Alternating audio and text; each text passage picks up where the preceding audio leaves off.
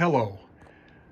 I've only got a few more days here at the farm before I head up for the burbs and get ready for my left knee replacement surgery. So I thought I'd give you a brief update on all the projects that I'm leaving unfinished that'll be waiting for me when I get back here in the spring. Didn't get as much accomplished as I hoped to, but really didn't do too bad though. I've got the knotter frames for my New Holland 316 baler all rebuilt. They're ready to go back on the baler. I've got new twine holders in there. I've got new pinion gears for the twine discs. I did get my aftermarket bill hooks to work with a little bit of massaging. Got the new twine knife and twine wiper all tightened up and adjusted in place. So let's see, also got new springs for the twine holders here.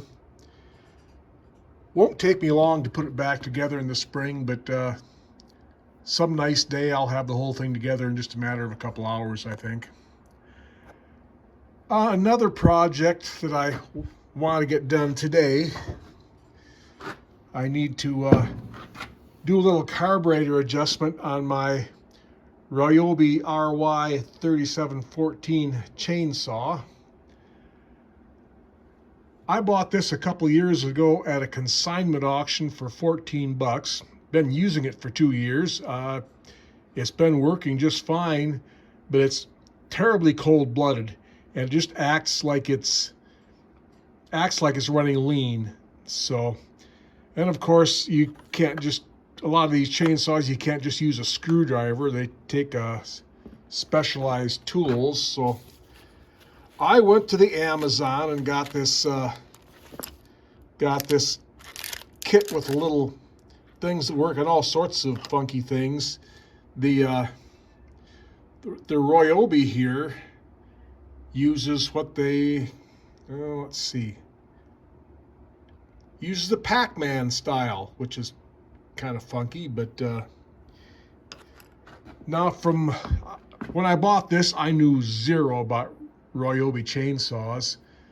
From what I've been able to learn on the internet, and it's the internet, so take it all with a grain of salt, but the consensus seems to be that these aren't just a cheap rebadge to Poland. These saws, the engine is built in Japan and the rest of the saw is built in China, and the engines are supposed to be, people say the engines are actually pretty decent quality. So I don't know. But anyway, I'm going to take that, my trusty new Pac-Man tool there, give the high-speed jet about another eighth of a turn open and take her outside and see if she runs better.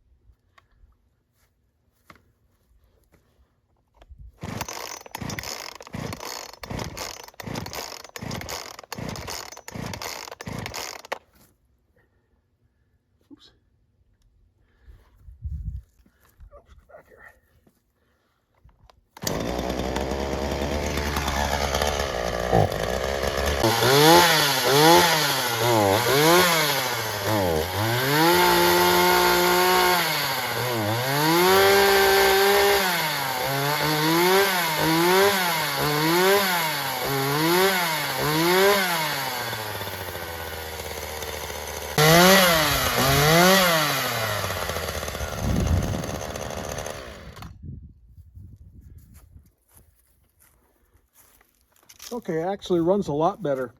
In fact, I think I might give her another maybe 1/16 of a turn. And then I think it might be about right. And here's another project that I've been working on. It's not going to be finished before I have to leave. My Alice Chalmers Tracker 7 snowblower not really restoration, but reclamation maybe. If you hadn't seen the prior video, I have a Predator engine to replace this old Briggs & Stratton. I've got the blower off it. That was all really easy, just 4 bolts and another clamp on that. But I do have to take the gearbox down there apart. It needs new seals, but I don't have time to do that this winter yet, so I don't want to take it apart right now and leave it apart. I think what I'm going to do right now is just pull that pulley off the engine and take the engine off the frame there, and then just kind of pack everything away. It'll be a rainy day project for next summer or fall. I do have the Predator has a 3/4 inch PTO shaft. This is a 1 inch, but I do have an adapter here so I can use this pulley, the correct pulley on the other engine. So I'll get my gear puller set up. I'll get that pulley off.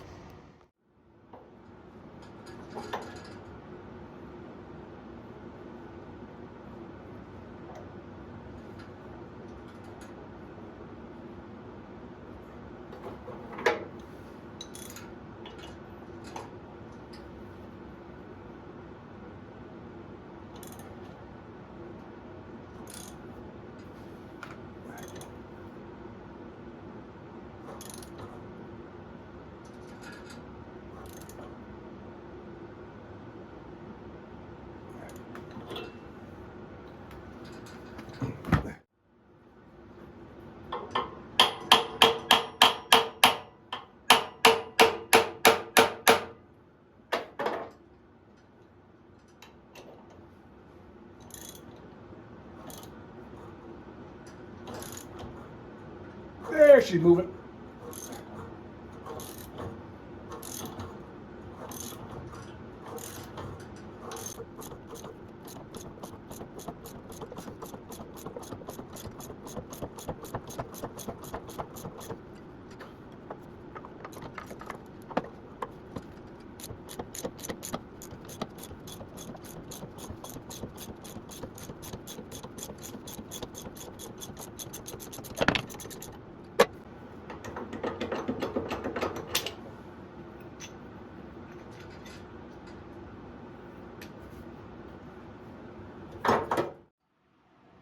Okay, there it is without the Briggs.